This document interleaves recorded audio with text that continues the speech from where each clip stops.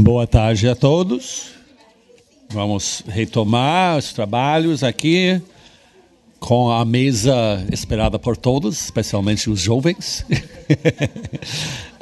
Mesa 4, questão agrária regional, Mercosul e transformações no campo na visão dos jovens pesquisadores. E eu vou pedir, eu acho que todos os apresentadores vão ter seus PowerPoints, a gente vai pedir para cada um vir na mesa um por um, mas a mesa é composta por Andréa Souza, Cássio Bouchard, Delia Ramírez, Felipe Maia, Karina Cato, Luciana Almeida e Valdemar Bess, otherwise known as Junior Bess. Vamos começar com a Andrea, da Universidad San Martín de Argentina. Hola, bueno, me presento, mi nombre es Andrea Sosa, soy de la Universidad de San Martín. Tengo 12 minutos para hablar, así que me voy a apurar. Yo estoy haciendo un doctorado en cotutela entre la Universidad de Buenos Aires y la Universidad de Toulouse. Mi directora de tesis en Argentina es Carla Gras. Mis directores en Francia son Bernard Charlery de la Macelière y Martin Guibert, que está... Por eso mi exposición se va a vincular mucho con las exposiciones que hicieron tanto Carla como Martín. Bueno, no voy a hablar de los cambios en el sistema productivo de la Argentina porque ya se habla mucho y me va a llevar tiempo. Voy a ir directamente a mi punto, a mi objeto de estudio. Sí voy a introducir dos cuestiones fundamentales en los cambios que hubo en el sistema productivo argentino para entender cómo surge las megaempresas, las megaempresas son mi objeto de estudio. El nombre de la tesis es La ruralidad globalizada, las megaempresas agrícolas de origen argentino, el modelo del agronegocio. Esos cambios de los que hablaba fundamentalmente son en las lógicas productivas, tanto en cuanto a la propiedad de la tierra, que pierde su importancia relativa respecto al acceso y a la utilización de conocimientos científicos, tecnologías y técnicas productivas, a la puesta en práctica del management y el gerenciamiento y al acceso de capitales financieros, y por otro lado, a la expansión de la agricultura en red en Argentina. Estos cambios en las lógicas productivas tuvieron también repercusiones en la configuración de los actores, dando lugar a la aparición de megaempresas que implican cambios en la cúpula de los actores productivos. Bueno, estas empresas tienen muchas características, de las cuales solo voy a resaltar que coordinan los activos del mercado y muchas veces los poseen. Quiere decir conocimientos, tierras, semillas, servicios. Se identificaron, ya se hablaron de alrededor de 10, 11 empresas de este tipo de origen argentino. Bueno, ahora vamos a ver que yo en mi estudio trabajo dos casos, que son los Grobo y el Tejar. A grandes rasgos, se puede decir que estas megaempresas se diferencian de las grandes empresas también de origen argentino por algunas cuestiones cuantitativas, pero sobre todo por cuestiones cualitativas. ¿Cuánto hay? ¿Cuánto tiempo? Bastante. Estamos.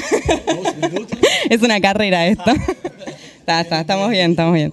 Bueno. Entonces, en cuestiones cuantitativas, o sea, hay muchas cuestiones que diferencian ambas empresas. Yo voy a tratar de hacer foco en aquellas que realmente marcan, en términos cualitativos, posibilidades de crecimiento de estas empresas en el contexto argentino. Por un lado, la cantidad de hectáreas trabajadas. Las megaempresas suelen tener más de 200.000 hectáreas, controlar más de 200.000 hectáreas en todo el Cono Sur. Es fundamental la extensión territorial en comparación con las grandes empresas. Estas tienen una dimensión regional transfronteriza. Acá se habló también de empresas translatinas. En cambio, las grandes empresas, que también son muy grandes, digamos, controlan entre 25.000 y 100.000 hectáreas, no tienen esta regionalización. En cuanto al financiamiento, en los dos tipos de empresas vemos un acceso al financiamiento local, tanto de bancos privados como públicos. En el caso de las megaempresas, esto se le suma el financiamiento global, o sea, la conexión con capitales extrarregionales y por lo tanto una posibilidad de inserción en circuitos globalizados de acumulación. Yo ese concepto que utilizo lo extraje de los textos de William Robinson. Y bueno, me parece que es interesante pensarlo. También se habló acá de otro tipo de conceptos parecidos, pero yo uso este. Después, otra cuestión fundamental es que estas empresas acceden al mercado de Chicago, mientras que las otras empresas suelen trabajar más con la bolsa de valores, con la bolsa de Buenos Aires y de Rosario. Bueno, después hay otras cuestiones que van cambiando de acuerdo a la estrategia que van teniendo. En este momento, en cuanto a la tenencia de la tierra, las mega empresas suelen tener más arrendamiento que propiedad. Eso igual es simplemente una estrategia, en este momento podría cambiar, pero fue la estrategia de crecimiento que tuvieron en Argentina. Entonces, el objetivo de la tesis es estudiar las estrategias productivas de las megaempresas de origen argentino recientemente integradas a los nuevos circuitos de la acumulación globalizada y su inserción territorial en los dos principales países donde desarrollan sus actividades, Argentina y Brasil. El horizonte es estudiar la forma de territorialización de los actores globales y las transformaciones que ello implica a nivel local. Bueno, yo empecé la tesis hace 2 años, ahora empecé el trabajo de campo en Argentina y recién la semana pasada empecé en Brasil, o sea que yo ahora lo que voy a presentar son los objetivos y los primeros resultados y las primeras hipótesis de trabajo que voy a terminar de cerrar, espero, a fines del 2016 cuando entregue la tesis. Los objetivos específicos son caracterizar las megaempresas, los Grobo y el Tejar en función de sus estrategias productivas y comportamientos empresariales a lo largo del tiempo. Para eso se describe su trayectoria en cuanto a las actividades económicas que desarrollan y la lógica que guía su elección, el tipo de financiamiento, las herramientas financieras y de manejo del riesgo, el tipo de inversión de capital, la tenencia de la tierra, las modalidades de gestión y los métodos de producción y tipo de innovación.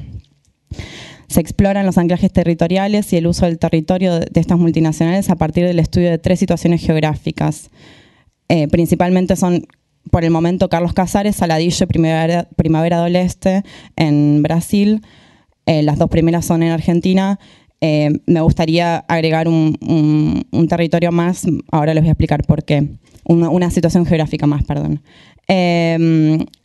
En estas diferentes situaciones geográficas se describe la cantidad y el tipo de puestos de trabajo que generan, los contratos que se establecen con otros actores, la relación con otros tipos de desarrollo. 5 minutos. Bueno. Bueno, a ver. Voy al tercer objetivo. Voy a dejar las hipótesis porque no me da el tiempo. El tercer objetivo es analizar la organización productiva de ambas megaempresas y la función en función de los ambientes institucionales y de las rugosidades propias de cada territorio en el que se insertan. Es decir, ver cuál es la traducción local de las lógicas globales y cuál es la incidencia de las rugosidades en esa elección de estrategias en cada territorio. En el caso argentino describo la producción en red. En el caso brasilero, por lo que vi hasta ahora, las rugosidades propias del territorio brasilero parecen haber impedido de alguna manera la implantación del modelo en red tal cual se hizo en Argentina. Entonces, la hipótesis que tengo es que la globalización no es un proceso único y homogéneo, sino que presenta traducciones regionales y nacionales donde las lógicas globales deben adecuarse a cada ambiente institucional de los territorios en los que se insertan y además tener en cuenta las rugosidades de cada territorio. Bueno, vamos a seguir de acá. No está nada. Bien. Los avances. Hasta el momento pude identificar 3 momentos en la trayectoria de las megaempresas, de estas 2 megaempresas que estudio. Un momento es el pasaje de la forma familiar de la empresa al modelo de la red y cómo se extienden gracias a ese modelo en Argentina. Luego un segundo momento de regionalización, donde hay un ingreso de capitales extranjeros. En el periodo anterior también hay un ingreso de capitales extragrarios, no necesariamente extranjeros. Y un tercer momento, 3 minutos, y un tercer momento serían donde se ven las limitaciones del modelo de la red para su expansión en Brasil y donde hay cambios bruscos de estrategias en ambas empresas. Bueno, no voy a hablar de esto. Sí, bueno, en la primera etapa lo que me interesa resaltar es ver cómo las empresas aprovecharon las rugosidades locales que tienen que ver con el sistema de contratismo que históricamente hay en Argentina para desarrollar estructuras corporativas del tamaño que desarrollaron. Esto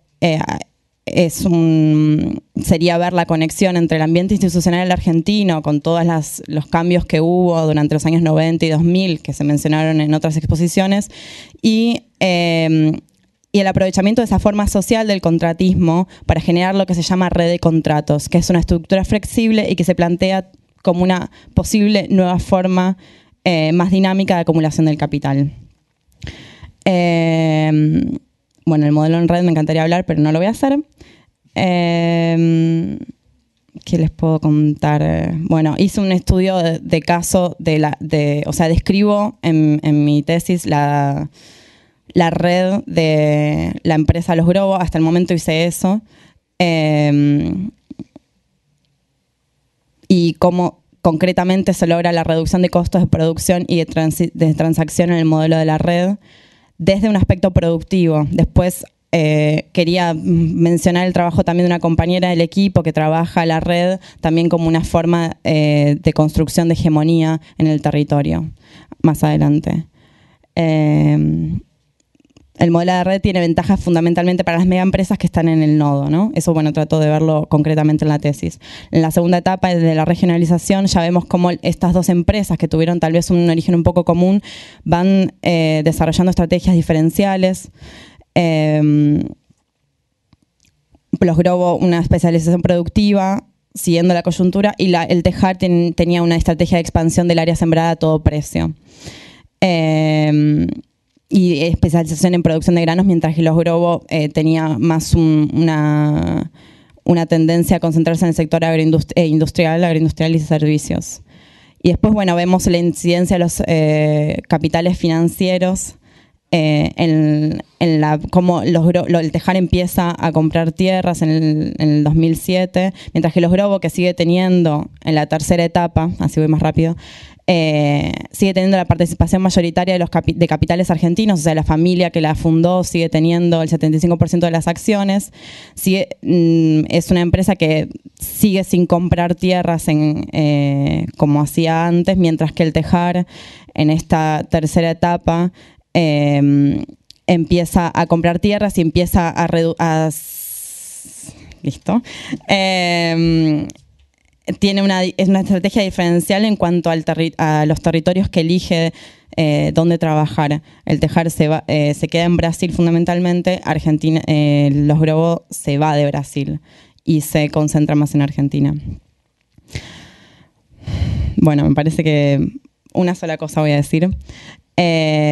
La puesta en perspectiva entre Argentina y Brasil me permite ver cómo es la interacción entre las rugosidades y las formaciones sociales específicas de cada territorio y las estrategias que eligen cada empresa global para desarrollar sus actividades.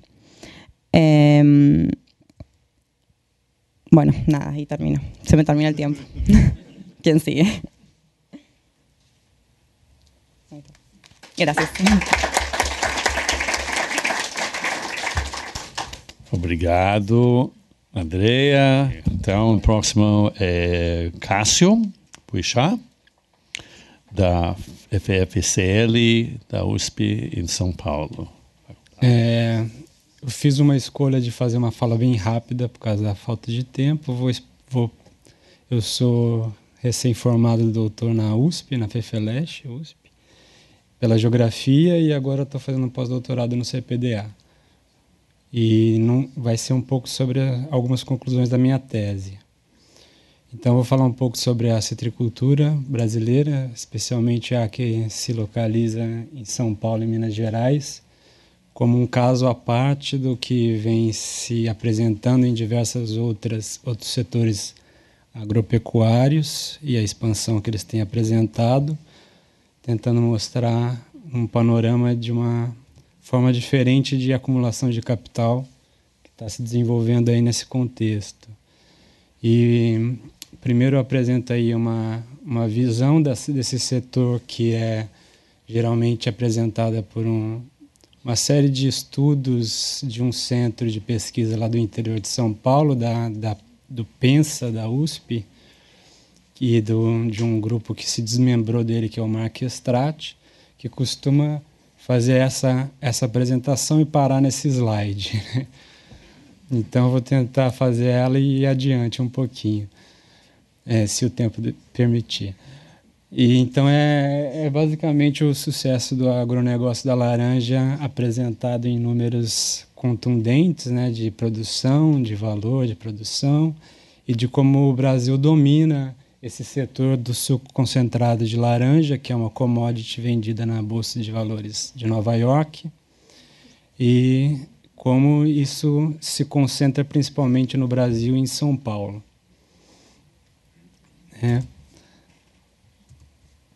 Essa concentração ela se dá principalmente em alguns municípios da parte superior do Rio Tietê, em São Paulo, e já avança pelo Triângulo Mineiro, pelo sul de São Paulo. E hoje em dia são 3 grandes indústrias, que são essas citadas aí, a Cutrale, Citrosuco, Citrovita e a Luiz Dreyfus Commodities, que tem essas fábricas, muitas delas já em vias de serem fechadas, mas que são mantidas em 11 municípios, processando a laranja produzida ao redor. Tem aí um mapa mostrando mais ou menos essa localização com as indústrias, né? E agora acho que vem a parte que é pouco problematizada, que eu queria entrar mais, que é o lado B, né? O lado obscurecido da produção de laranjas e de suco concentrado de laranjas, que não é hoje em dia está sendo mais dito também, porque eu pego esses primeiros dados também desse grupo, que agora eles estão produzindo material científico para a cooperativa dos produtores de suco de laranja, que é a Citrus BR. Então já tem uma coisa organicamente colada da pesquisa com a produção em si, e já tem uma apresentação de um retrato que vai cada vez mais mostrando algumas coisas mal resolvidas aí para a explicação que eles davam até então. E a primeira delas é de que a produção está estagnada há quase 20 anos, né? A produção de suco concentrado e congelado, que é o nome da commodity, né? SLCC, no mesmo patamar desde 95, 96, com a produção de laranjas que caiu desde então, mas não a produção de laranjas para a indústria, com uma migração de uma área também que se reduziu, porque aumentou uma produtividade pelo fator do adensamento dos pomares, que foi muito intenso nesse mesmo período, mas talvez com esse dado último aí, que é da própria indústria passando a produzir a sua própria laranja, ou uma parte desse fornecimento, como um fator que é novo no setor, nesse mesmo período, né? Então, como decorrência desse novo cenário, a gente tem uma produção familiar e de pequeno porte que era majoritária e que é muito pouco falada nesses mesmos estudos, que ainda tem uma parcela razoável, aí, em torno de 11% da produção nacional de laranjas nesses estabelecimentos pequenos, mas que está apresentando uma diminuição crescente nesse mesmo período. E esse dado que eu ponho aí é de uma exclusão de 9 mil pequenos produtores nesse período aí de pouco mais de 6 anos somente, dentro de São Paulo, com uma tendência de que isso tenha se aumentado, e os últimos dados parecem indicar que o negócio já avançou bastante rapidamente. Então, os últimos pontos eu já vou encaminhando para uma conclusão parcial, que é de um setor que apresenta um controle externo dos preços, não vou antes falar, que é uma queda, né, dos preços aos produtores pagos pela indústria, e um aumento dos custos de produção por vários fatores, aí, incluindo um aumento do número de doenças fitossanitárias que estão agindo na laranja nesse mesmo período, e o fechamento de várias fábricas que eram alternativas de escoamento dessa produção também, desses pequenos produtores. Então, alguns fatores foram determinantes para essa mudança de cenário, e eu vou elencar alguns aqui para explicar um processo que vai culminar, né, no que eu vou falar pelo fim. E acho que o principal deles foi o fim de uma regulação estatal que existia entre os elos do setor, que era chamado de contrato de participação ou contrato padrão, que existiu de 86 a 93, 94, no fim do ano de 93 foi encerrado. E esse contrato determinava não só que os preços das caixas de laranja, mas também implicava num pagamento do rendimento industrial aos produtores, uma divisão do lucro industrial das indústrias entre seus fornecedores.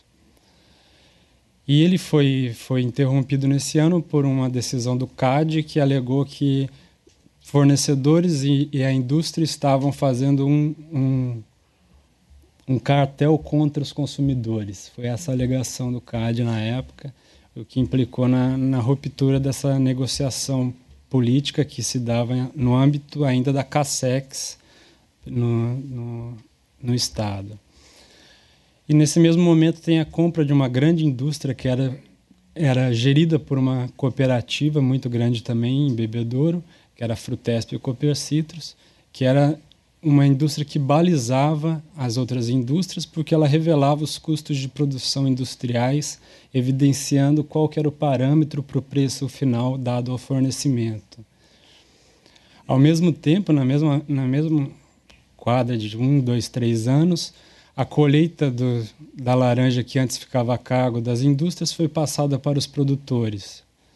E isso teve um impacto bastante brutal sobre os pequenos produtores. E no mesmo ano de 95, também por conta dessa passagem da colheita para os produtores, houve a criação dessas cooperativas de colhedores de laranja, que era uma forma de burlar a legislação trabalhista, fazendo como se os colhedores estivessem ofertando os seus serviços aos fornecedores. Enfim, foi uma precarização do trabalho que ocorreu aí, ninguém recolheu INSS nesse período todo, ninguém teve direito a seguro-desemprego, e no fim das contas se descobriu que eram os próprios agenciadores da indústria que faziam as cooperativas. E o Ministério Público do Trabalho, em 2001, proibiu essas práticas.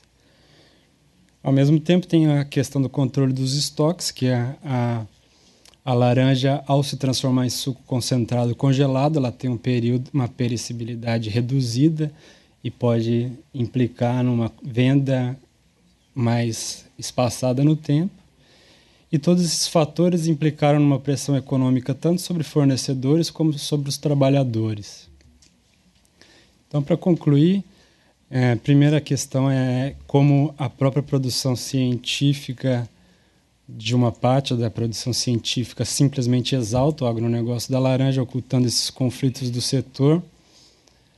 Ao mesmo tempo, tem uma explicação que deve passar por um boom especulativo com as commodities e a expansão das commodities não tendo o mesmo efeito nesse setor, que parece estar relativamente estagnado em alguns critérios.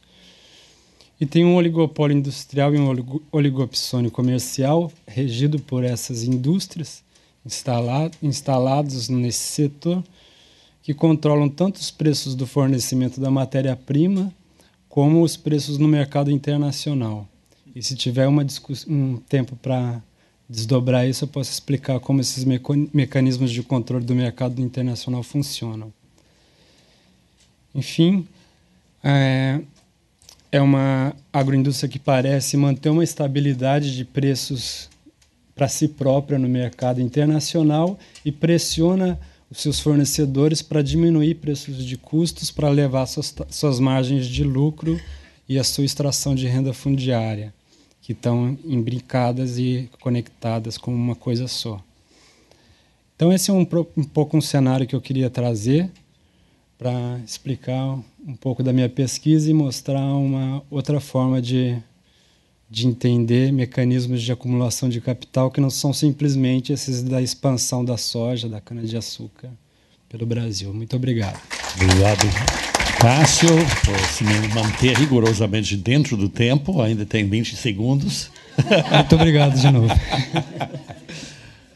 E agora nós temos a palestra da Délia Ramírez. Yo soy licenciada en Comunicación Social, soy magíster en Ciencias Sociales y en este momento estoy haciendo un doctorado en Antropología Social en la Universidad Nacional de Misiones. Históricamente he trabajado sobre la actividad de la yerba mate, de los productores de yerba mate, los colonos, sus organizaciones políticas, sus formas de resistencia. Actualmente estoy trabajando alrededor de la actividad forestal en la provincia de Misiones, pero en el día de hoy vengo a traer un trabajo que tiene que ver con un equipo que trabaja dentro del programa de estudios rurales y globalización. Es un trabajo que hicimos junto con Adriana Chazarreta, que es socióloga y doctora en ciencias sociales. Adriana trabaja con temas de vitivinicultura y focaliza en la burguesía que se forma alrededor de esta economía. Carla Pot, que es licenciada en Ciencias Políticas y actualmente está haciendo el doctorado en Ciencias Sociales en la UBA, ya está por doctorarse, y ella trabaja todo lo que tiene que ver con la gestión de transgénicos en la Argentina y su legalización e institucionalización, y entonces su actor, el actor que mira es el Estado. Y bueno, yo que vine trabajando hasta ahora sobre colonos y ahora sobre empresarios forestales, con lo cual este trabajo realmente representó un desafío porque veníamos mirando cosas muy diferentes, actores diferentes, metodologías diferentes, disciplinas diferentes e inclusive también visiones ideológicas diferentes. Con lo cual yo creo que contribuye a una mirada sobre las dinámicas de Estado que tiene que ver con la mesa que se realizaba ayer en la apertura de las jornadas, pero en este caso nosotros nos cernimos únicamente a la Argentina y podemos ver las muchas Argentinas que coexisten en esta Argentina. No voy a caracterizar el modelo del agribusiness, que ya todos lo conocen porque lo estudian y porque se fueron desarrollando en las diferentes exposiciones.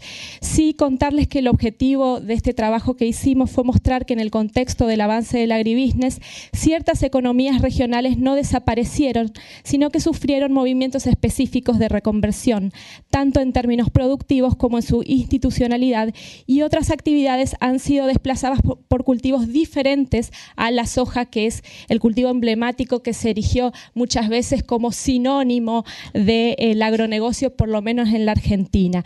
Esto de alguna manera lo que hace es discutir ciertos discursos muy instalados, sobre todo discursos militantes, pero bueno, los discursos militantes tienen objetivos diferentes a los discursos científicos. El problema son los discursos científicos que reproducen sin interrogar los discursos militantes.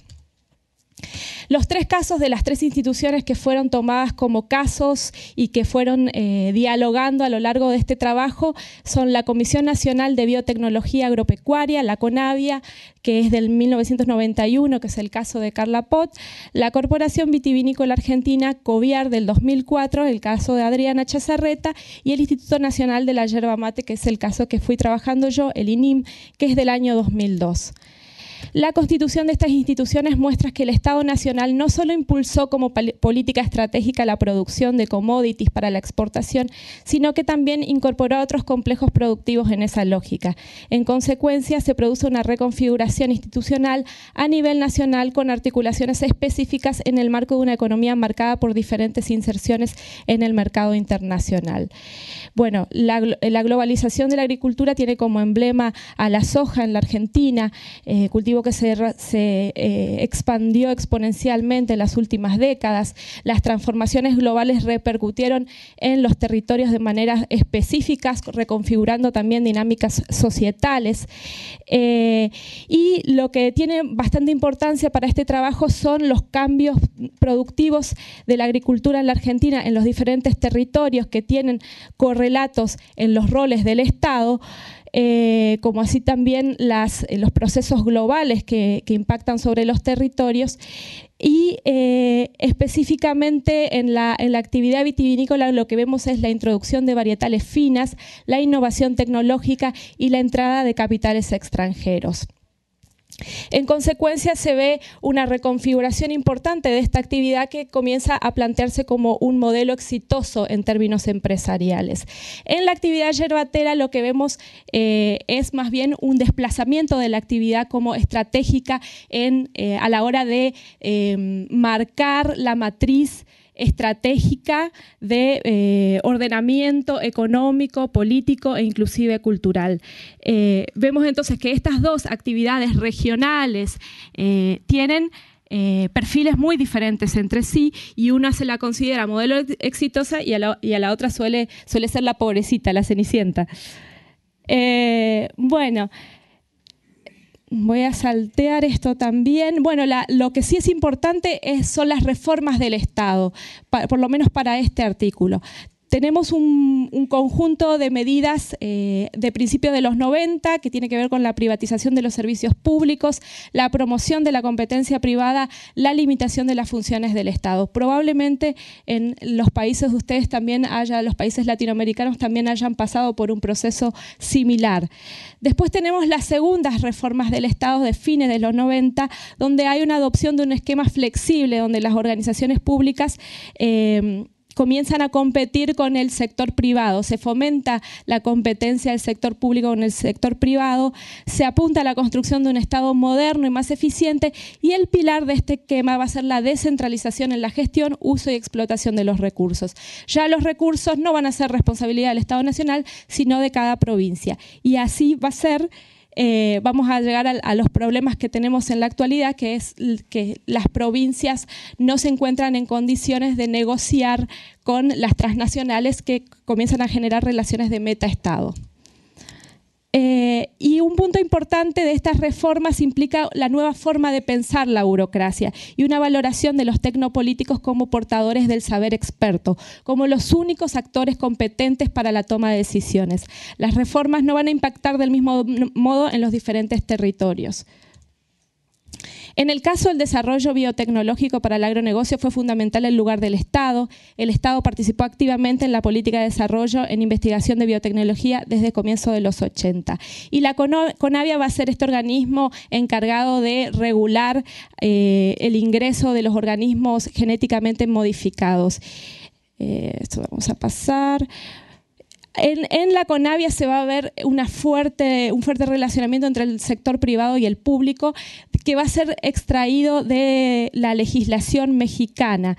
Y los propios gestores de la CONAVIA se van a satisfacer del organismo que crearon, van a decir que es un organismo que evita la corrupción, que es un organismo conformado por expertos, que es un organismo científico, no politizado. Y se va a generar una cosmovisión respecto que separa a expertos de no expertos. Lo que va a hacer Carla Pott con su trabajo es justamente interrogar y cuestionar este discurso cientificista que caracteriza a la CONAVIA y a una forma de gestión institucional. La COVIAR va a ser un organismo generado por empresarios, empresarios que se van a poner contentos bajo la noción de consenso, diciendo que están todos bajo la misma lógica, con los mismos intereses, que la política queda afuera, que están todos juntos, y van a de alguna manera dejar afuera todas las discusiones que signifiquen conflicto.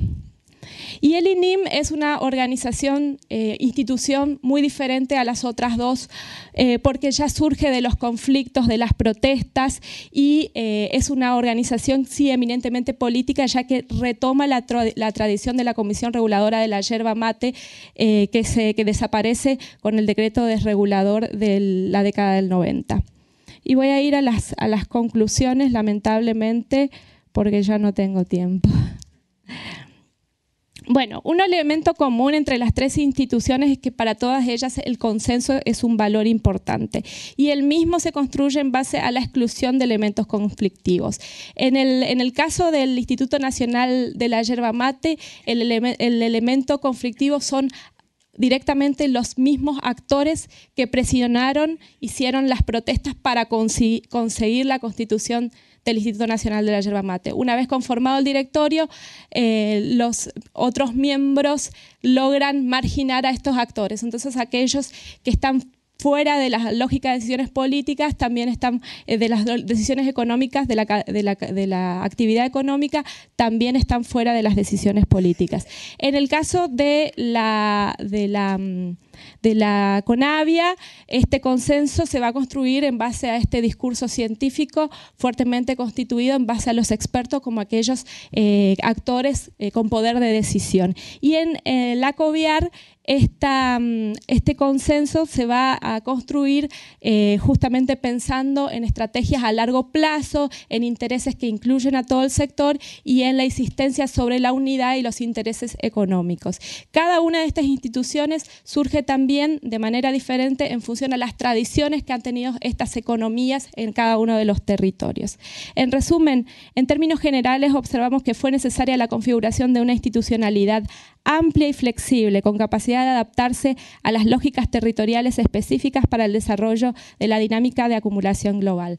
Bueno, yo lo hice así como corriendo, como lo estamos haciendo todos, pero bueno, nos queda un día más todavía de seminario, así que quedo a disposición de ustedes para seguir conversando sobre el tema. Muchas gracias. Felipe Maia, da Fundação Getúlio Vargas, do Rio. Bom, boa tarde a todos, a todas. Eu queria agradecer a oportunidade de apresentar esse trabalho aqui, mas também não vou ficar agradecendo muito para não perder muito tempo, porque e para facilitar a minha vida, eu resolvi escrever o paper, que acho que com isso a gente otimiza melhor o tempo. O trabalho que eu vou apresentar, ele é o resultado da tese de doutorado que eu defendi no início desse ano, no IESP, UERJ, e um pouco também dos desdobramentos das questões que eu venho pensando desde então e das pesquisas que eu estou conduzindo. O título do trabalho é A Economia Imaginada do Capitalismo Agrário, os Intelectuais e a Formação do Agronegócio Brasileiro. O trabalho que vou apresentar trata das condições intelectuais presentes na formação do capitalismo agrário brasileiro contemporâneo, em especial do autodenominado agronegócio. Quero argumentar que, diferentemente da narrativa sustentada por suas lideranças, essa construção social e econômica foi altamente dependente de uma determinada produção intelectual e de um conjunto de intervenções estatais que forneceram as tecnologias administrativas e os estímulos econômicos necessários para a sua efetivação. O exame deste conjunto de textos e das políticas públicas a eles relacionadas nos permite compreender características centrais da modernização brasileira, bem como as alternativas que foram deixadas de lado durante o processo. É um estudo sobre a formação de uma narrativa hegemônica, que de alguma forma conserva lastros no debate contemporâneo e ajuda a conformar as vias de desenvolvimento dominantes no mundo rural brasileiro. O PowerPoint não está funcionando, né? Será que nada? Eu vou abandonar o PowerPoint, então vocês me perdoem. Pronto, deixa esse aí que ficou mais ou menos. Vamos lá. Meu estudo se concentrou no debate da questão agrária brasileira nos anos 60 e 70, período em que o enfrentamento entre interpretações e projetos distintos se acirrou na esfera pública do país. Em boa medida, este conflito esteve motivado pela emergência, durante os anos 50, de um importante movimento de camponeses e trabalhadores rurais que reclamavam terras e direitos trabalhistas, contra efeitos socialmente perversos das transformações em curso na economia rural. Em especial na região nordeste do país, as transformações na economia do açúcar levavam à deterioração das antigas relações de dominação política e pessoal, com a expulsão de trabalhadores das fazendas em que viviam e o acirramento dos conflitos. Também nos estados da região Centro-Sul, movimentos de trabalhadores buscavam respostas para as crises nas relações de trabalho nas fazendas de café, de cana-de-açúcar, formando movimentos reivindicatórios de grande importância. A presença de um forte movimento social, agindo com relativa independência em relação às demais forças políticas, chamou a atenção para a questão agrária, compreendida aí como um problema de modernização das relações sociais, políticas e econômicas no campo, compreendida pelos intelectuais, né? Em um contexto em que o Brasil pensava seu próprio desenvolvimento como um problema de transição de uma sociedade marcada pelos traços rurais de sua formação para uma sociedade mais urbana e industrializada, a questão agrária era entendida neste contexto. Muitos intelectuais intervieram no debate com estratégias distintas de compreensão das raízes históricas dos problemas apresentados pelos movimentos e de sua relação com os projetos modernizadores, também em forte disputa. Nesta, o tema da reforma agrária colocava como central e balizava as posições. A produção intelectual do período podia ser dividida, segundo a minha pesquisa, em 3 grandes narrativas, que eu vou chamar aqui de o reformismo de esquerda, o reformismo liberal e a economia imaginada do capitalismo agrário, construção que será objeto de maior atenção. O reformismo de esquerda diz respeito a um conjunto de textos que, de uma forma ou de outra, argumentavam que a reforma da estrutura agrária brasileira era indispensável para a modernização das relações sociais, políticas e econômicas, e que buscavam atrelá-las a um projeto de incorporação das classes subalternas do campo, a um projeto político de transformações mais amplas. Eu estou falando aqui dos textos de Alberto Passos Guimarães, Caio Prado Júnior, Celso Furtado, e mesmo Inácio Rangel poderia ser incluído nesse rol de autores. Já o reformismo liberal compartilhava com o reformismo de esquerda o diagnóstico de que a estrutura agrária brasileira era um problema para a modernização, mas procurava inserir sua reforma em um conjunto mais amplo de medidas que esvaziassem o caráter político dos conflitos.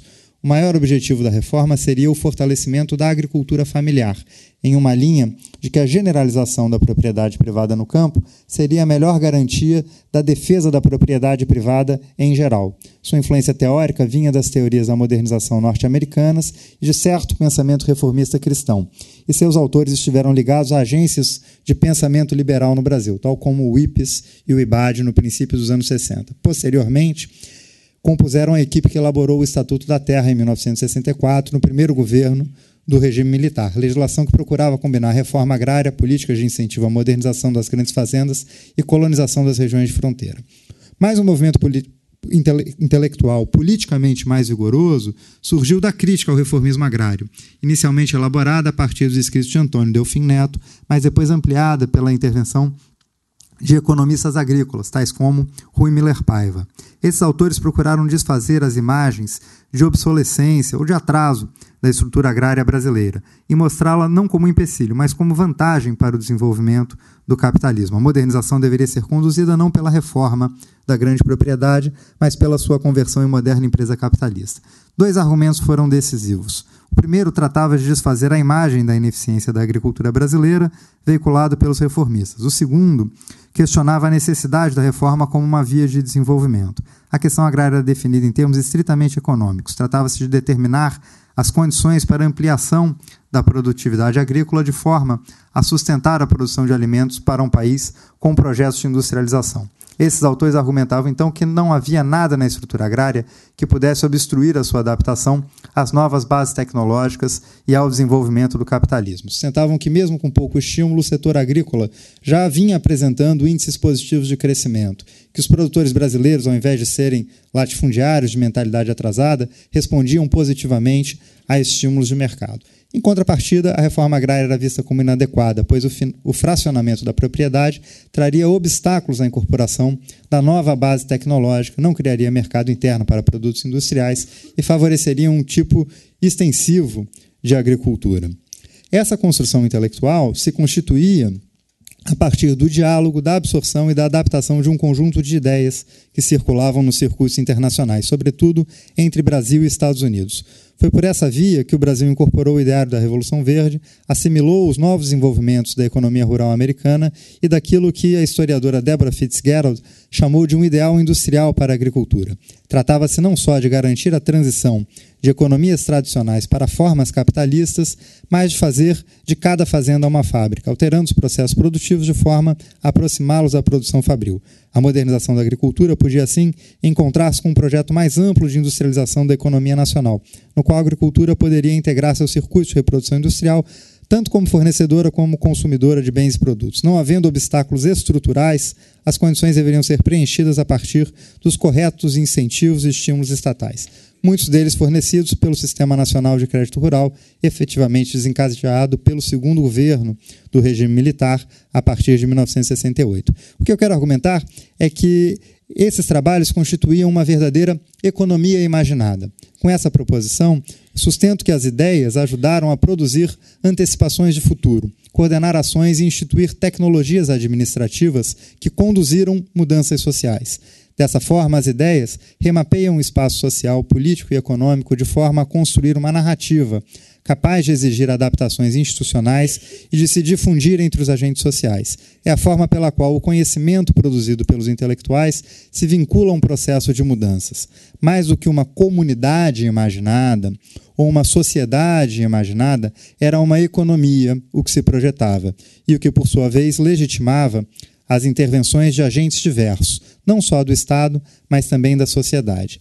Ainda que obscurecidos na narrativa, ou seja, nesta narrativa, os efeitos sociais não estavam ausentes na experiência vivida, como se pode observar pela deterioração da condição de vida de milhões de habitantes do mundo rural. Relegados, entretanto, a efeitos perversos ou consequências não intencionadas da modernização, sua relação com o projeto hegemônico era atenuada na consciência social. Eu passo, então, a explorar rapidamente algumas das consequências e dos desdobramentos. Uma das principais consequências dessa via conservadora de modernização da agricultura foi a brutal alteração da presença do Estado no campo brasileiro. Se a ação estatal esteve durante o século XX contida à intervenção dos institutos nacionais, do café ou da cana-de-açúcar, a partir dos anos 70, ela se tornaria decisiva para a reprodução e para o crescimento da economia rural, dependente dos créditos e incentivos ofertados pelo sistema público, bem como das ações regulatórias de mercado, sem as quais a modernização não teria sido possível, ou ao menos não teria sido possível desta forma. Também foi decisiva a ação estatal na regulação fundiária, garantindo por meio de programas de regularização de terra e de investimento em infraestrutura áreas para a expansão da fronteira agropecuária. Seus efeitos de longo prazo nas instituições da política agrária brasileira ainda são perceptíveis, conformando um tipo de dependência da trajetória, o termo clássico do institucionalismo, o path dependence, que condiciona escolhas e projetos institucionais no presente. O que eu queria, de fato, argumentar com essa minha exposição é que, em primeiro lugar, as nossas ciências sociais deveriam tomar consciência do caráter produtivo deste conhecimento produzido.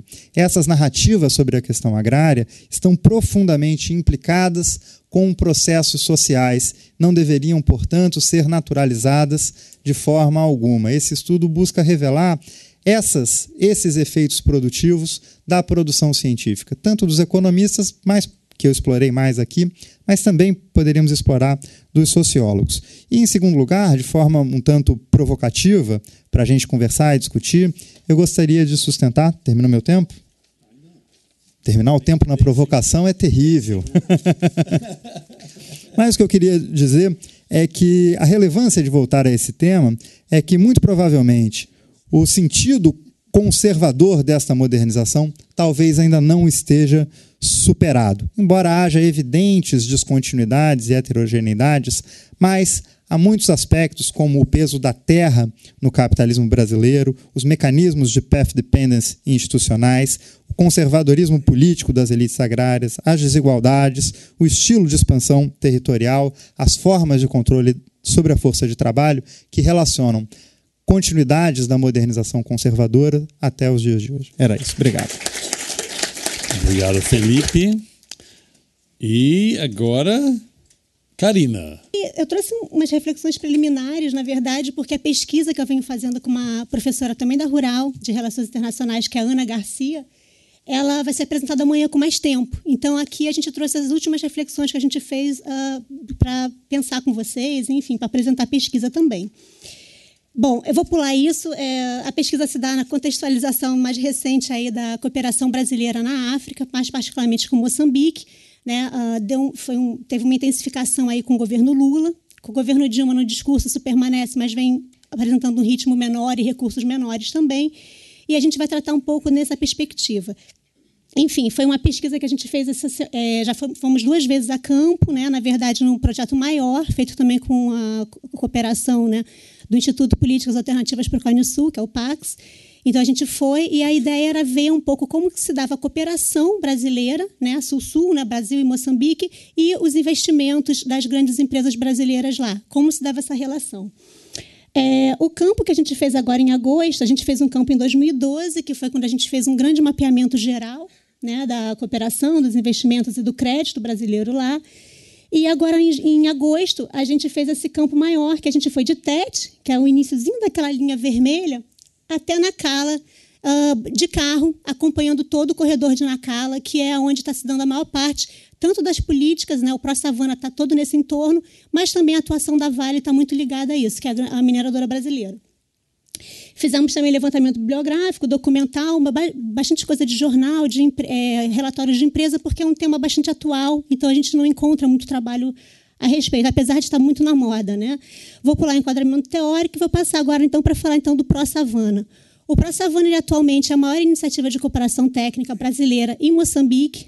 Ele é trilateral, ele reúne Brasil, Japão e Moçambique, né?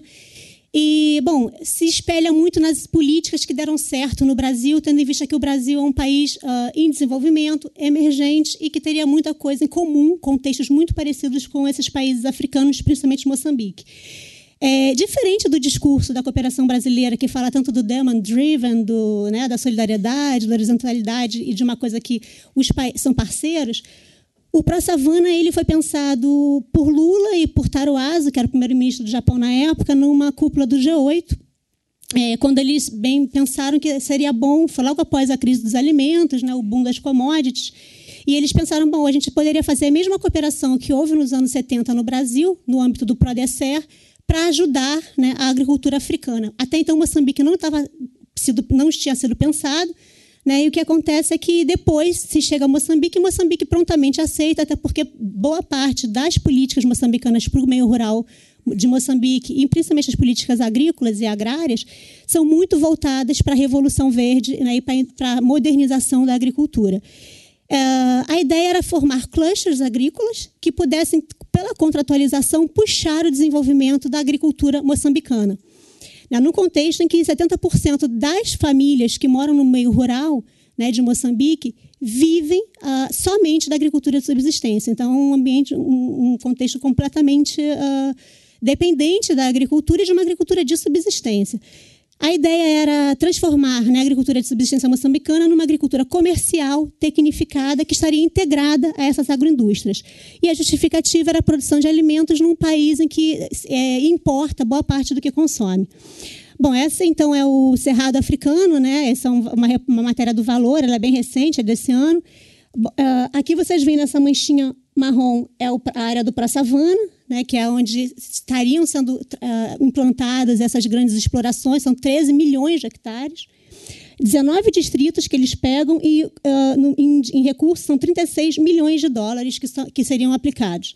Essa linha que está ali, que vai de Tete a Nacala, é uma linha férrea, que está sendo... Ela tem diferentes trechos, mas ela é sempre o governo moçambicano e a Vale tem um monopólio dela, com uma concessão que teria que também, né, transportar outros produtos, inclusive agrícolas, e é o que eles chamam então de corredor de Nacala. Vou passar para não perder o tempo. Atualização, então. Como está hoje, né, o Pró-Savana, que foi o que a gente quis ver quando chegou lá. Então, a primeira coisa que marcou o Pró-Savana desde o início, hoje ele é um tema bastante polêmico lá em Moçambique, quando você toca no nome do Pró-Savana, a coisa meio que para, se for uma entrevista você não consegue seguir muito bem, mas é uma ausência de participação e transparência, nada se sabia do Pró-Savana. Nesse percurso, né, nessa transferência para Moçambique, novos atores vão surgindo e vão aparecendo para discutir ela, dentre elas os movimentos sociais, já enfatizados aqui nas outras mesas, a UNAC, a Justiça Ambiental, a Plataforma da Sociedade Civil de Nampula, e isso levou a uma polemização e uma radicalização. Boa parte dos analistas falam que está havendo uma mudança do discurso, né, da política, então, de grandes empresas voltadas para a soja e milho e para a exportação, passa-se a enfatizar a participação das pequenas e médias empresas, dos pequenos e médios agricultores, bem como uma forma de legitimar a política, né? Você estaria pensando ir para a produção interna também. Enfim, e houve muito atraso. Hoje em dia ele está meio paralisado, em parte por conta de problemas da cooperação brasileira. Então, a gente não tem uma estrutura que facilita a aplicação de recursos e tudo mais. E é bem diferente a atuação do Japão e do Brasil. Então, os campos de experimentação japoneses estão caminhando, enquanto do Brasil esbarra em vários problemas de articulação, de demora burocrática e tudo mais. E o plano diretor, que era para sair esse ano, até hoje não saiu. A FGV participou no início. E o Fundo Nacala também, que era um fundo de captação no mercado de 2 bilhões de dólares para serem aplicados nessa área, para atrair esses agricultores, né, empresários para lá. Houve muitas missões, inclusive de agricultores do Centro-Oeste para lá brasileiros, e tal. Cátia Abreu foi numa delas. E ele está paralisado também. Mas, de fato, algumas coisas já estão acontecendo e a gente achou interessante problematizar isso. E também pensando essa ideia da apropriação da terra, para além só dos alimentos e dos biocombustíveis, mas pensando também nessa parte mais energética, né, do carvão e da mineração. Como uma parte, o boom das commodities, ele também se deu no carvão, no minério de ferro, e hoje a mineração ela é responsável por grande parte das apropriações de terra no Brasil e em Moçambique também. Por exemplo, a Agromos é uma empresa que já está lá, existem outras, existem japonesas, existem sul-africanas, mas a Agromos ela tem um grupo brasileiro, Pinesso, junto com o grupo português Américo Amorim, Telec, que é um moçambicano. Começou com campo de experimental, mas já tem 2.000 hectares, plantou em 2013 e 2014, né, com 400 hectares de arroz. Mas tem um DUAT, que é a permissão para o uso da terra, de 17.000 hectares. Né? Nessa instalação da Agromos, uma comunidade de 1.000 pessoas, que é essa Wakua, ela foi removida completamente, não houve um reassentamento, o país não tem feito reassentamentos por conta dos assentamentos da Vale de 2012, que deram muito problema, então hoje em dia são todas indenizações, e essas famílias perderam suas terras. Nas entrevistas, muito impacto já dos agrotóxicos, por conta dos aviões, né, de pulverização, eles têm sentido muito as comunidades do entorno. Bom, uma questão que ficou muito em aberto lá, são as impressões de campo, né, foi a questão da água. São empresas que utilizam muita água pela irrigação, e num contexto de meio rural africano, em que a água é um recurso importante e que é obtida dos rios e dessas fontes que tem. Né? Então, isso foi uma questão muito enfatizada, principalmente pelas mulheres, que são quem fica a cargo realmente da água e do cuidado da família. Com a paralisação para a savana, o que a gente viu hoje em dia? Uma mudança na estratégia, foi a leitura que a gente fez, para a infraestrutura. Então, não tem se avançado muito nos empreendimentos do Prá-Savana, mas tem se avançado muito na infraestrutura logística em volta do corredor, na mesma área do Prá-Savana. Então, em 2010, o Banco Mundial faz um estudo sobre polos de crescimento, pensando corredores logísticos, pensando exatamente Tete e Nacala. E, em 2013, ele lança um grande projeto com créditos que buscam integrar médios produtores e pequenos às agroindústrias que seriam montadas nessa área, subsidiando também com crédito irrigação e por aí vai. E fora isso, hoje em dia você vê uma movimentação do governo japonês com o governo moçambicano em torno desse PDEC, que é também um corredor logístico grande. O que nos fez pensar nisso? Em toda essa estrutura logística, como ela altera a forma de uso da terra e também as relações de propriedade. A logística lá tem causado muito... Primeiro, o trem era o principal meio de transporte de comercialização, tanto nos apeadeiros, que são as estações, quanto para carregar a produção. Essas famílias, hoje em dia, o trem já está entrando numa lógica de carga, então se cortaram ao meio, né, pela metade, as viagens. Essas famílias não têm mais acesso, por exemplo, aos trens. E lá, pela lei de terras, você tem 50 metros para cada lado da ferrovia, que você não pode ter casas nem machambas. Então, houve um processo grande de indenização e de retirada de famílias dessas áreas do trem, né? E o trem corta inteiramente comunidades. Então, a gente passou nessa comunidade do Malawi, que era cortada ao meio, de um lado ficava a escola e do outro lado as famílias. Bom, aqui a gente vê o papel do Estado bem explicitamente. A CDN ela é uma sociedade da Vale com o Estado. É o Estado quem vai fazer as indenizações. Em Moçambique, você tem uma lei de terra bastante avançada, ou seja, a terra é do Estado, e você consegue concessões de uso. Mas desde 1997 houve uma flexibilização, então você pode vender a terra, entre aspas, você não vende a terra, mas você vende as benfeitorias da terra ou as árvores que estão na terra, que são fixas. Então você está, de fato, vendendo a terra, ou doate, que fala.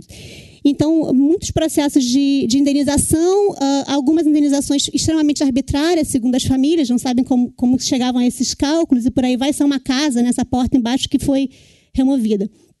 Enfim, para acabar, para não passar, a agricultura de lá, como eu falei, 80% da população vive da agricultura, 70% depende dela para sobreviver por ser uma agricultura de subsistência, segundo dados do Ministério da Agricultura, né?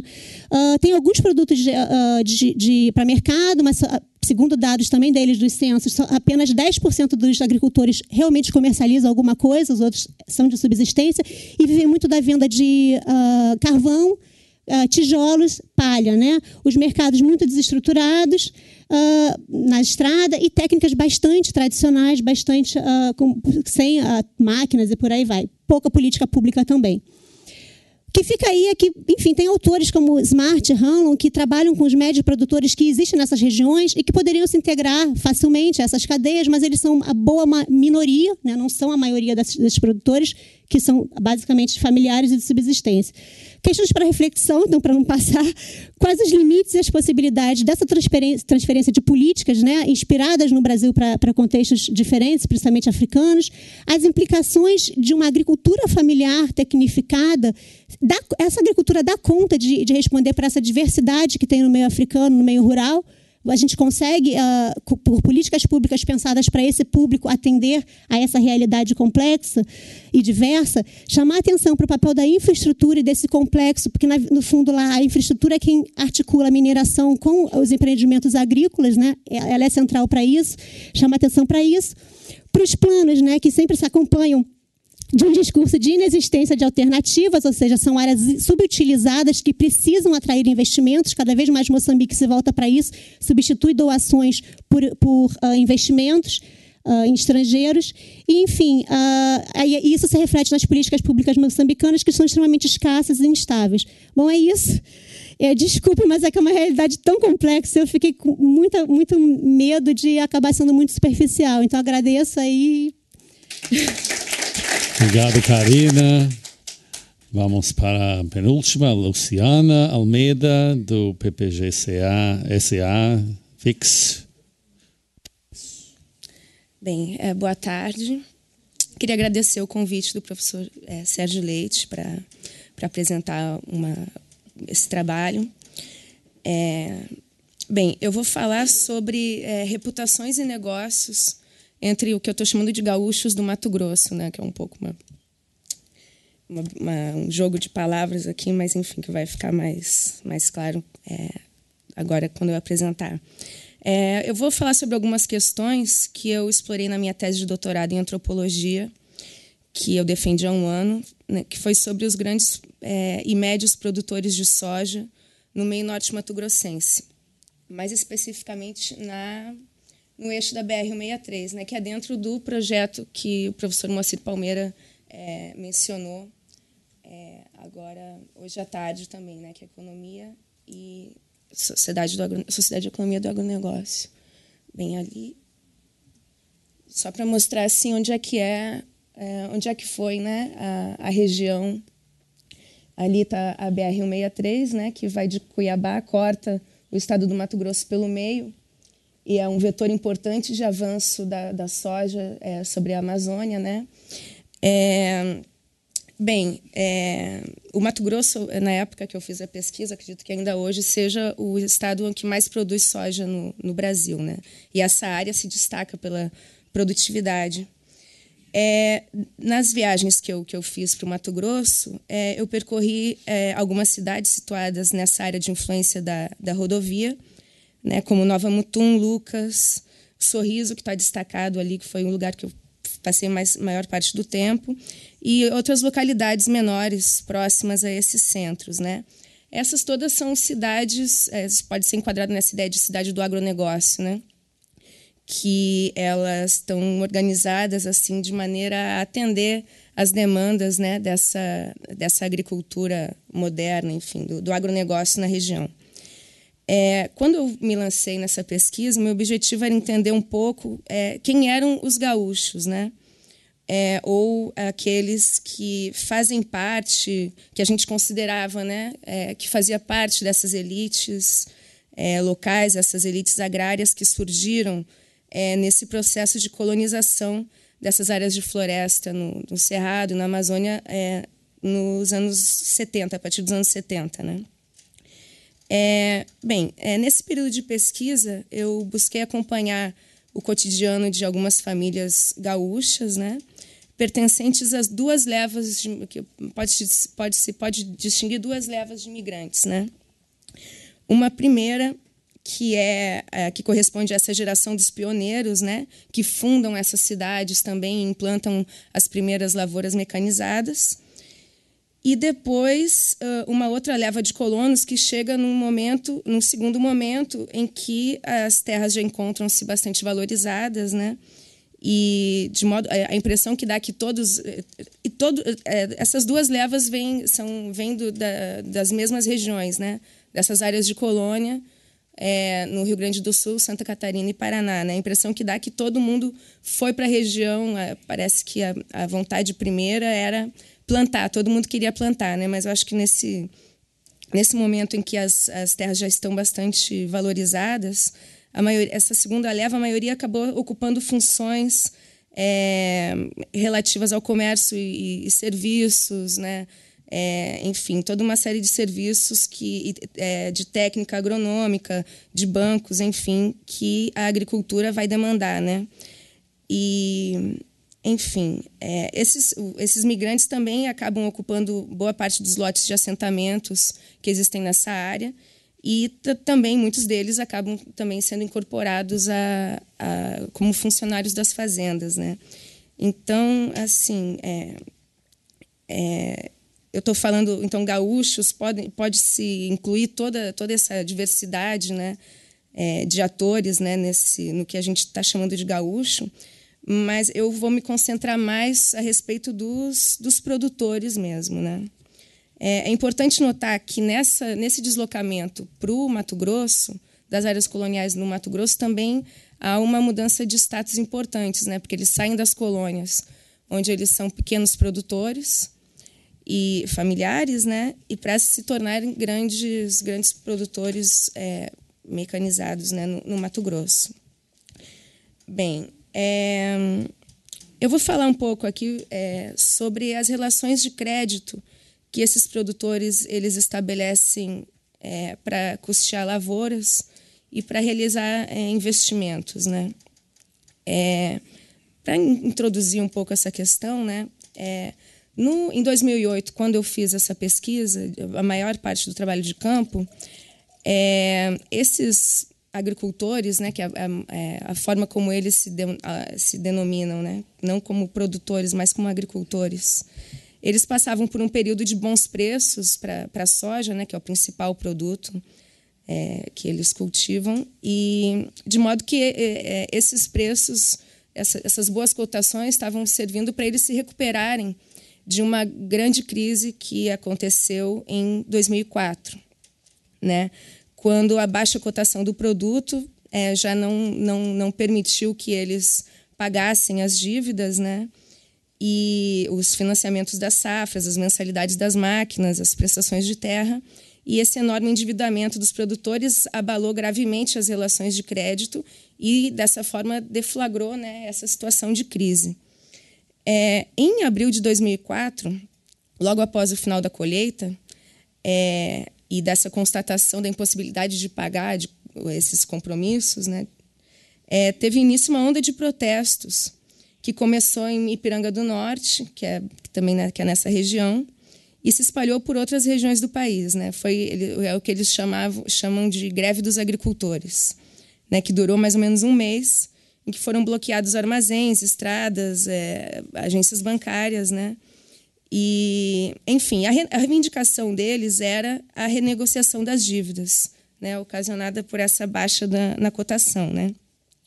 Bem, o que é importante destacar é que, no ponto de vista, embora tenha havido essa grande mobilização em torno dessa bandeira da renegociação de dívidas, nem todas as dívidas são consideradas da mesma forma pelos produtores, né? Deu para perceber que tem dívidas que são consideradas impróprias ou que não deveriam ser renegociadas, né? As dívidas, elas são encaradas como idealmente, né, como compromissos sobre os quais os produtores devem exercer seu controle, eles devem contraí-las de modo equilibrado, né? E uma dívida condenável é aquela que revela a ganância, né, a vontade de crescer, além de um dado limite, né? Então, é importante a gente pensar que limite é esse, né? Até onde que se pode ou se deve crescer, né? Então, quando a gente começa a perceber essas distinções, emerge toda uma moralidade subjacente a essas relações, né? Bem, deixa eu adiantar um pouco aqui. Bem, o que está em jogo essas situações de crise são momentos em que os produtores podem ser colocados em situações limite, né? Se eles se encontram num período de investimento, né, provavelmente eles vão ter que tomar algumas decisões importantes, né? E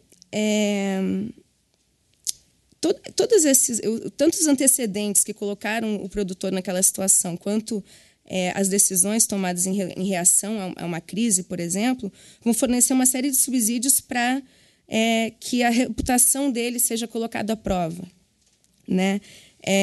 O seu nome pode sair fortalecido de uma crise ou então colocado mais numa posição marginal nessa comunidade, né? Então, a ideia aqui o que eu quero um pouco dizer, eu achava que eu tinha sido até muito rápido aqui. Bem, o fato é que ter uma boa reputação nesse contexto é fundamental para fazer negócios, né? Se você não tem uma reputação naquela comunidade, se você não é conhecido, o que é ser conhecido? É você fazer negócio também. É assim que as pessoas se permitem conhecer, né? Mas isso também demanda assim uma série de mecanismos de controle social, assim, né? Há uma série de informações que circulam e que permitem que essas reputações sejam elaboradas, reavaliadas, né? E a ideia principal aqui que eu queria falar é que essas relações de crédito que conferem liquidez ao mercado de commodities, elas são em boa medida definidas por relações de ordem não econômica, né? Elas estão relacionadas com essas relações de confiança estabelecidas no âmbito dessa comunidade local, né? Então, isso fica muito evidente quando a gente procura entender quais são os atributos de um produtor bem reputado, né? O que é ter um bom nome nesse lugar, né? Então, só acabou o meu tempo, né? Mas, assim, bem, eu só queria falar... Oi? 1 minuto e meio. Poxa, agora eu fui lá no final. Bem, só uma ideia importante assim, para entender um pouco como que essas reputações são construídas, né? Que é a ideia de histórico, né? O que é o histórico? Grosso modo, é um retrospecto das decisões tomadas por um agricultor em relação aos negócios, né? Só que esses negócios, a maneira como eles são conduzidos, dependem desse crédito inspirado através desse nome, né? E um nome é um nome de família, e de uma família que vive em comunidade, né? Daí também foi importante acompanhar um pouco das festas, né? Que é onde as pessoas se exibem, né? Determinada conduta e comportamento, né? Para o resto da comunidade, também faz parte desse processo de conhecimento, né? Então, assim, um pouco o que eu queria trazer aqui é que essa financiarização que é a característica, né, do agronegócio, que isso não quer dizer que existam relações frias aí, né? Que existem relações sociais sendo produzidas ali, né?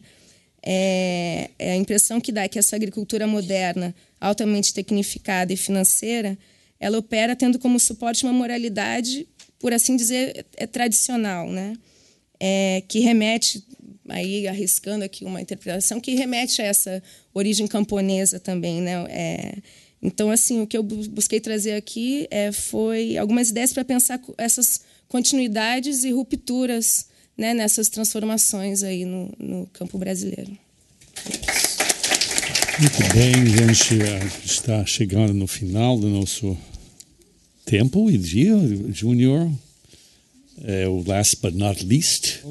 Gostaria inicialmente de agradecer ao professor Sérgio por criar um espaço de discussão dos jovens pesquisadores. Ao mesmo tempo, agradecer muito o pessoal, o público, pela resistência.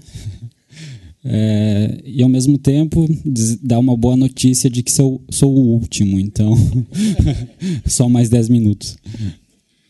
A ideia é... 12, pois é. 2 a mais, desculpa. A ideia é apresentar um pouco os resultados da tese de doutorado, que foi defendida há 4 meses no CPDA, com a orientação do professor Sérgio, embora eu vou me focar sobretudo numa parte inicial de introdução, né, porque a tese tinha o objetivo de analisar as relações de troca que se estabeleciam entre produtores e empresas, e aí analisar por que um produtor, por exemplo, escolhia uma empresa para negociar e não outra, e trazendo vários dos elementos que a Luciana trouxe também na tese dela, vendo que essa relação entre produtor e empresa vai muito além da questão do preço ou dos contratos, e aí recuperar essas outras lógicas e elementos que estão presentes. Para essa apresentação, dado, né, o enfoque do seminário por um lado e o reduzido tempo, eu vou focalizar sobretudo num ator que, na minha interpretação, mas não só minha, de vários autores, é central, que são as grandes agroindústrias que estão presentes nesse mercado, sobretudo na parte ajusante, né, de processamento, esmagamento, mas que nos últimos anos elas vêm avançando para um processo de verticalização, atuando em diferentes fases da cadeia produtiva. Então, a estrutura, obviamente, que será muito rápido, né, cada ponto, mas apresentar um pouco o contexto da soja no Conesul, né, até porque já foi debatido isso. As 4 principais agroindústrias, né, que são a ADM, a Bunge e a Cargill, a Dreyfus, que dominam entre 75% e 90% do comércio mundial de grãos e que estão muito presentes no Conesul. E Conesul, nesse contexto, analisando, seria um Conesul ampliado, que pega Brasil, Argentina, Uruguai, Paraguai e Bolívia. E destacar muito rapidamente algumas das estratégias, né, que essas empresas estão utilizando para, né, se fortalecer e ampliar seu poder dentro dessa zona, que tem sido uma zona de grande expansão da soja, como vocês podem ver nesse mapa, que de 60 até 2013 você teve um crescimento muito expressivo, ou seja... Em 2013, esse território equivale, né, no Conesul ao território da Alemanha, Portugal e Bélgica, só com soja, né? Que teve um crescimento muito expressivo em 70, em 80 teve algumas oscilações, mas sobretudo a partir de 95 que você tem o chamado boom da soja, né? Sobretudo Brasil, Argentina, Paraguai e Bolívia. O Uruguai foi mais recente, como foi comentado aqui também. E essa expansão que hoje, né, ultrapassa as 50 milhões de hectares, você vai ver o peso que ela vai ter no contexto global, né? Vale destacar que de 70 até 2003, o grão cresceu 37 vezes no Conesul, enquanto que nos outros países, né, descontando, né, o Conesul, você apenas teve uma duplicação do seu tamanho, ou seja, o ritmo de crescimento que teve, né, nesses 5 países é muito maior do que você, né, acompanha em outros lugares. Acompanhando esse gráfico também é o peso que o Conesul representa, né, na produção mundial, que era 1%, 4% em 1970 e que hoje está em mais da metade, como também já foi apresentado pela Carla na parte da manhã. E aqui é tentar fazer um exercício de pensar espacialmente, territorialmente, essa expansão da soja, né? Apesar da dificuldade dos dados, né, de conseguir construir uma cartografia nesse sentido, mas é uma aproximação, né, que não vai dar para entrar nos detalhes metodológicos, mas um ponto representa 20 mil toneladas. E aí você tem o primeiro mapa para 1980, depois 1990, Vale destacar que no início muito concentrado ainda no sul, né, do Brasil, alguma parte da Pampa Argentina. 90 você já vê uma mudança, sobretudo em direção ao norte, mas é sobretudo em 2000 e com destaque 2010, onde você vê a dimensão que esse cultivo assume em nível de América Latina. De Cone Sul, e aí indo para diferentes regiões, que eu não vou destacar pelo tempo, mas só para mostrar a importância e a magnitude, né, que teve esse processo de expansão. Outra questão interessante, pensando relativamente, é que você tem um perfil diferenciado também entre as regiões. O primeiro gráfico está vinculado ao número de produtores por estratos de estabelecimento, né, da produção de soja, né, produtores que produzem soja, onde fica evidente que no caso brasileiro, paraguaio e boliviano você tem uma presença muito importante de pequenos produtores, né? Então também é um cuidado para quando vincular soja não relacionar exclusivamente, né, a uma agricultura ou ao agronegócio, porque você tem uma fatia muito importante, né? Claro que tem variações entre os anos, né, pela dificuldade de ter dados comparáveis, mas mais de 70% em 3 países dos produtores de soja que têm menos de 50 hectares, né? No caso brasileiro, por exemplo, você vai ter uma série de políticas públicas que inclusive integram esses produtores a essa cadeia produtiva, com destaque ao Programa Nacional de Fortalecimento da Agricultura Familiar vinculado ao crédito e também o Programa de Biodiesel, né, que tenta aproximar esses agricultores através, né, da inclusão deles nessa cadeia produtiva. Mas, de modo geral, se for olhar em superfície cultivada, o que mantém grande parte são aquelas unidades com mais de 1.000 hectares. E aí chama atenção o caso da Bolívia, que também já foi comentado, onde 2% dos produtores dominam mais de 70% da área cultivada. Bom, outra questão também para ilustrar um pouco do destino da soja, com dados de 2011, que é majoritário para exportação em todos os países, mas tem um perfil diferenciado também.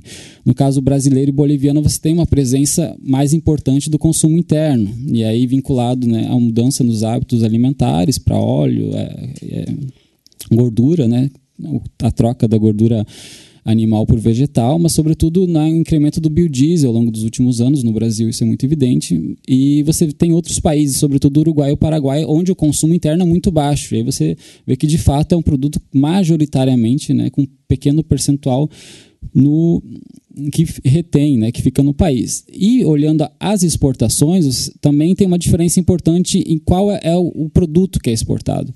E aí você vê que no caso do Uruguai você tem um extremo, 100% é exportado in natura, sem nenhum processamento, e um outro extremo é o caso boliviano, onde você vê que a exportação in natura é muito pequena, né? Porque você tem o farelo e o óleo que representam grande parte desse percentual. Vale ressaltar também que tem uma diferença no destino da produção, que no caso boliviano segue majoritariamente para os países andinos, né, vizinhos, enquanto que o Uruguai é para a China, então também é um mercado que demanda produtos in natura, como é o caso do mercado em grão do Brasil e da Argentina. A Argentina tem uma distribuição um pouco diferenciada em termos de destino das exportações. O Brasil, Paraguai é muito expressivo o grão, e nesses 2 países você tem um marco regulatório que favorece a exportação in natura. Isso quer dizer que tem um imposto, uma taxação maior na exportação de produtos com valor agregado. Então a gente tem um marco regulatório, que no Brasil vinculado à Lei Candir, que favorece e estimula, né, uma exportação sem valor agregado. É nesse contexto, né, de expansão muito recente e forte, né, da soja no Cone Sul, que passa a entrar essas 4, né, grandes empresas transnacionais, conhecidas, né, como empresas ABCD, pela coincidência das iniciais dos nomes, onde até 95 elas estavam presentes nesses países, sobretudo Brasil e Argentina, mas sem uma capacidade industrial muito grande, mas o processo de liberalização econômica entra com poder nas fusões e aquisições, trocando as principais empresas nacionais, né, que passam a ser adquiridas por essas 4 grandes empresas, e a partir da aquisição dessas grandes empresas passam também a ampliar essas unidades que já existiam e construir outras unidades, sobretudo em novas regiões, né, que aí onde aquele mapa também você pode vincular com a localização dessas empresas. Em 95, chama a atenção que apenas Cargill e Dreyfus tinham unidades de esmagamento nesses países, né? E aí aqui eu estou me limitando muito ao Paraguai, Argentina e Brasil, seja pela falta de informações, sobretudo vinculado à Bolívia, né, que eu não consegui essas informações, no caso Uruguai por não estarem presentes, por ser 100% para exportado 100% em grão. Mas o que eu quero chamar a atenção, além das particularidades, é que se em 95 elas representavam 9% da capacidade de esmagamento, em 2002, em poucos anos, elas já dominavam 50%. Então, um processo muito rápido e intenso, né, de transformação da estrutura patrimonial, né, da capacidade de esmagamento da soja. Nos últimos anos, só para chamar a atenção que de 2002 a 2011 tem se mantido, cresceu em termos absolutos, mas em termos relativos mantém a capacidade instalada, porque o principal investimento tem sido nas exportações em grãos, não necessariamente em produtos industrializados, até pelo próprio marco regulatório que você tem no Brasil e pela demanda que você tem, sobretudo da China, por farelo em grão. Não esquecendo que essas empresas também têm unidades na China, então uma exportação da Cargill do Brasil para a própria Cargill da China, que esmaga dentro da sua unidade industrial. Também vale destacar que tem um crescimento, né, nas exportações muito importante, embora teve uma oscilação ali de 2008 e 2009, sobretudo vinculado à crise, algumas estiagens, né, mudanças climáticas que afetaram a produção, mas chama a atenção que em 2011, por exemplo, essas 4 empresas dominavam 10% de todas as exportações dos 4 países, e aqui eu estou analisando. Não inclui o caso da Bolívia pela dificuldade de dados, mas Brasil, Argentina, Uruguai e Paraguai. Então, é uma concentração muito expressiva, né, de 4 empresas transnacionais que dominam atualmente, né, eu imagino que esse percentual se mantenha 10% de tudo que é exportado, né. E se for olhar na exportação de grãos in natura, você percebe que 85% desses 4 países estão sendo controlados por apenas 4 empresas transnacionais. Não vou entrar no caso do Paraguai, mas se fosse analisar é ainda mais intenso, porque essas mesmas 4 empresas dominam 50% de todas as exportações, o que representa uma dependência, né, muito forte do Estado vinculado nessa balança comercial a um pequeno número de empresas. Bom, sendo muito breve, então, você tem diferentes estratégias que essas empresas vão articulando, né, para manter e para aumentar seu mercado. Uma das principais é essa integração vertical. Não vou citar, mas são várias atividades que elas fazem, né, para, por um lado, ter controle dessa produção, né. Então, o produtor compra o insumo, o fertilizante, acessa o crédito, vende a comercialização para uma mesma empresa, que, né, acaba reduzindo um pouco a margem de manobra desse produtor. Elas estão investindo recentemente, além de outros produtos diferentes da soja, no próprio biodiesel, pelo marco regulatório, pelos incentivos, uma série de parcerias que não dá tempo para argumentar, mas são parcerias entre as próprias empresas, com empresas nacionais. E durante a pesquisa de doutorado do Mato Grosso deu para perceber essas relações no campo, ou seja, você via que tinha relações para identificar troca de informações entre essas empresas, para identificar locais de produção, o preço que uma estava fazendo no dia. E o mais interessante é que tem espaços onde só os técnicos e gerentes dessas empresas estão presentes, como o caso de jogos de futebol, onde só, né, técnicos dessas empresas estavam presentes, e tinha uma troca de informação muito intensa vinculada à condição de produtor, a preço e a mercado. E além da influência no marco regulatório, porque participam da mesa redonda da soja, também é processo de financiarização que está vinculado não só à produção, como foi comentado, mas sobretudo no ramo industrial. Para finalizar, chamar a atenção que é um intenso processo de concentração e desnacionalização, intenso, né, pela rapidez, que tem acontecido e que se mantém a constituição de um oligopólio global em cadeia, né, não é só vinculado ao Conesul, mas é vinculado a redes globais, que essas mesmas empresas estão em diferentes países, importam para o Conesul fertilizantes, por exemplo, exportam a soja. Agora, o que coloca enquanto desafio, né, para pensar as outras pesquisas é o crescimento de investimentos asiáticos, aí, sobretudo chinês e japonês, ao mesmo tempo que você tem a manutenção, a consolidação de alguns grupos nacionais, no caso do Brasil, a MAGE é o principal exemplo, que ao mesmo tempo que tem iniciativas cooperadas com essas empresas, mas ela está crescendo e está se mantendo, e é uma empresa totalmente verticalizada, porque também atua na produção, e ao mesmo tempo pensar nesse desafio onde você tem grandes grupos que passam a internalizar algumas atividades dessas empresas, como foi comentado durante o dia, grupos que passam a fazer eles mesmos a exportação direta, o escoamento, então recoloca, né, qual vai ser o papel dessas empresas no contexto contemporâneo. Bom, muito obrigado pela atenção e estamos disponíveis para continuar o debate em outros momentos. Embora a gente tenha havia uma riqueza imensa de apresentações nessa mesa que certamente estimularam bastante interesse em debate. Eu acho que nós vamos prolongar esse debate para a parte da manhã e a continuidade da mesa de cervejas, etc., que vocês, sem dúvida, vão aproveitar agora, que nós temos que sair impreterivelmente da sala 10 minutos atrás.